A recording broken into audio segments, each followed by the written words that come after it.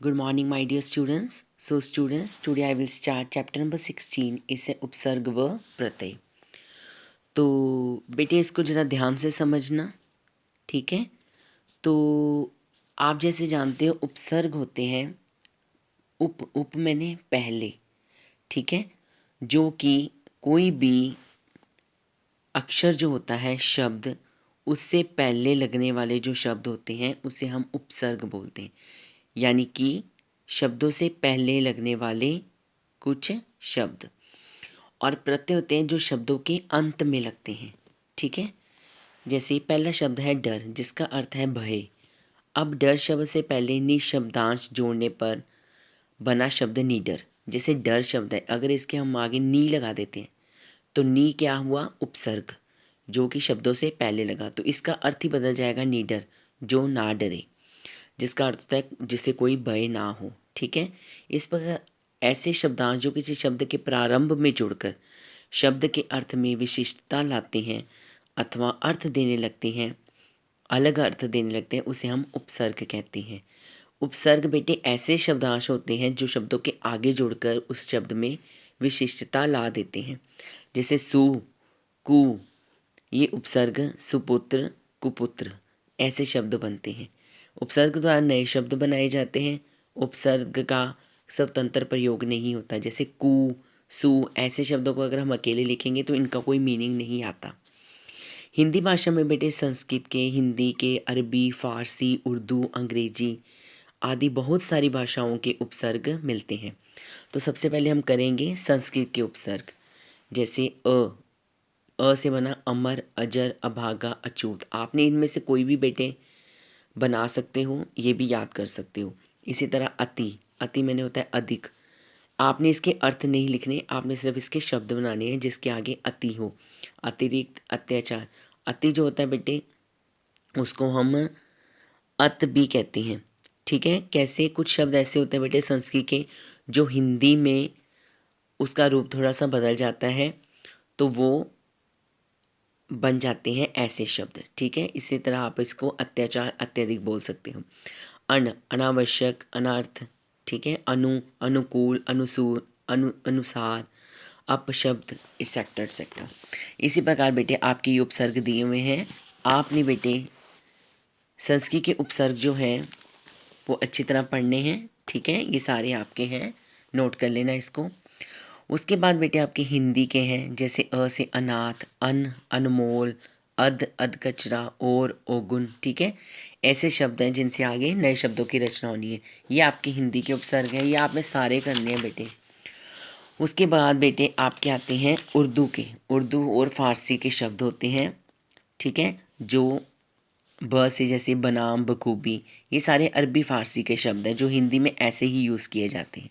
उसी तरह बेटे अंग्रेजी के शब्द हैं जो अंग्रेजी में यूज़ किए जाते हैं. Sub inspector, sub committee, vice captain, vice president, deputy commissioner, deputy director, head constable, head master, ठीक है. ये आपके अंग्रेजी के हैं.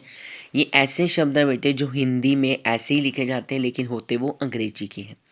उसी तरह बेटे ये संस्कृत के हैं. अधोगति, अधपतन, अतः, अंतकरण, ठीक है. तो ये सारे आपके संस्कृत के उपसर्ग हैं. इसी तरह पूरा, पुरातव, सहकारी, पुनर्जन्म, ठीक है. अब आगे बेटे आपके हैं दो उपसर्ग जोड़कर बने शब्द. जैसे निर प्लस आ, तो निर प्लस आ, इसमें बेटे आपके लगे हुए हैं स्वर लगे हुए हैं. जब हम इसे स्वर की मात्रा में बनाना है तो इसका शब्द रूप स्वर की मात्रा में बनेगा. यानी कि स्वर लेके उसकी मात्रा का प्रयोग करना. नीरा, तो यहाँ पे नीरा शब्द बन जाएगा. आ उपसर्ग में हम उसको स्वर नहीं लेंगे बल्कि स्वर की मात्रा लेंगे. और स्वर की मात्रा आ क्या होती है, ऐसे. प्रति उप का भी ऊ है, तो हम इसमें स्वर की मात्रा कौन सी लेंगे, छोटे ऊ की, क्योंकि यहाँ पर छोटा ऊ है. उसी तरह अप्रति, ठीक है, इसका अक्ष बनता है बेटे अक्ष. सु का सुसंगठित, ठीक है, तो इसका अर्थ बनता है अक्ष. और जब हम इसको जोड़ देंगे तो क्या बन जाएगा, अप्रत्यक्ष, ठीक है. विचार, ठीक है. इसी तरह असुरक्षा. तो ये सारे शब्द हैं जो दो उपसर्गों से मिलकर बने हैं. फिर आगे हम चलते हैं बेटे प्रत्यय की ओर. ये भी आपने बेटे सारे पढ़ने हैं.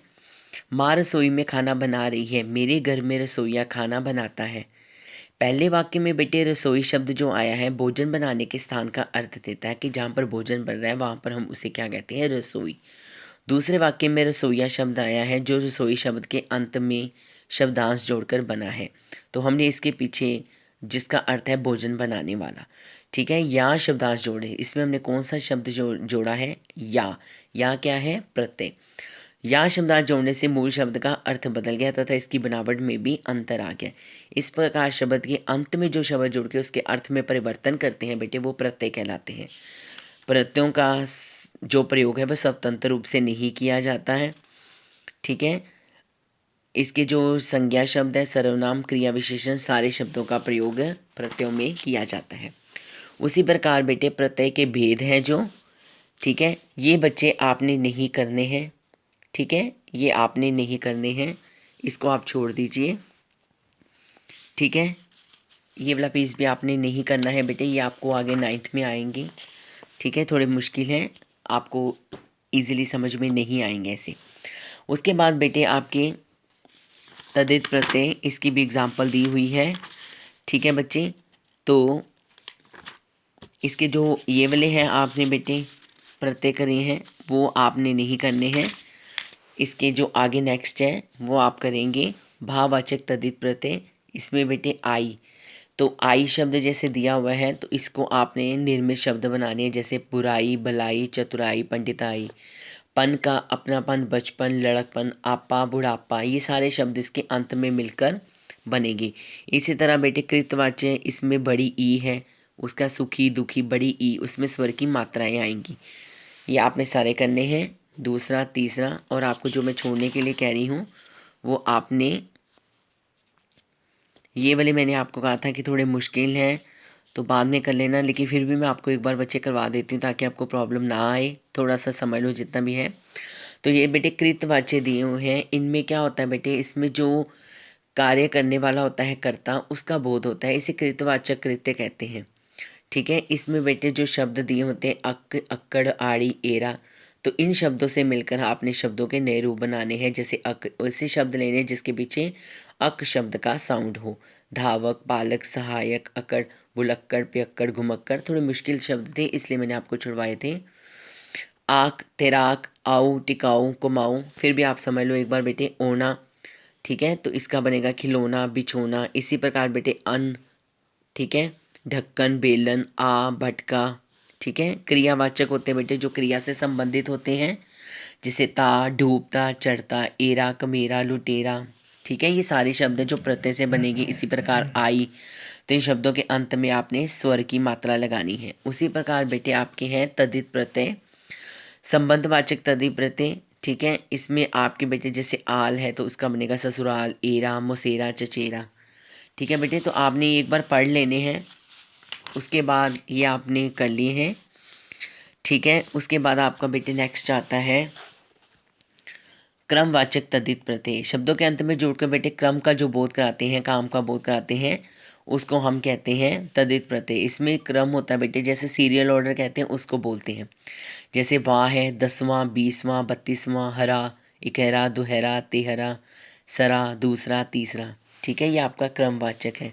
उसी प्रकार गुणवाचक, इसमें आपने गुण बताने उसके, जैसे आ, भूखा, प्यासा, आलू, दयालु, कृपालु, ये शब्दों के अंत में लगेंगे। इसी तरह स्त्रीवाचक तद्धित प्रत्यय, इसमें बेटे जैसे ई लगा, लड़की, बेटी, नानी, तो इससे संबंधित आपने बेटे सिर्फ जो स्त्रीवाचक में है उसी में बनाने हैं आपने।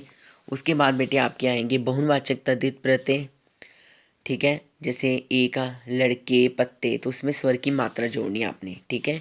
फिर नेक्स्ट आपके संस्कृत के प्रमुख तद्धित हैं, इसको आप काट दो बेटे, संस्कृत वाले आपने तद्धित प्रत्यय नहीं करने हैं। उसके बाद बेटे फारसी और तद्धित प्रत्यय हैं, तो फारसी वाले आपने करने हैं, जैसे इश्का, फरमाइश, अजमाइश, मालिश, खाना, दवा खाना, काट खाना, ठीक है। उसके बाद बच्चे आपके नेक्स्ट हैं दो प्रत्ययों के योग से बने नए शब्द हैं, ये दो शब्दों के योग से बने हैं बेटे। फिर उपसर्ग और प्रत्यय के योग से बने शब्द हैं, ठीक है। तो ये आपने बेटे अच्छी तरह से सारे पढ़ने हैं, पेपर में आपको यही शब्द आएंगे, इससे संबंधित आपने नए शब्द बनाने हैं, ठीक है बेटे। आई होप कि आपको समझ में आ गया होगा। इसके बेटे क्वेश्चन आंसर आपने नहीं करने हैं, इसकी जो बैक एक्सरसाइज है बेटे उसकी मैं आपको पिक भेज रही हूँ जो आपने नोट कर लेनी है, ठीक है। और ये आज का आपका वर्क है। आई होप कि आपको समझ में आ गया होगा। जो मुश्किल लगे बेटे आप मुझसे पूछ लेना। Thank you.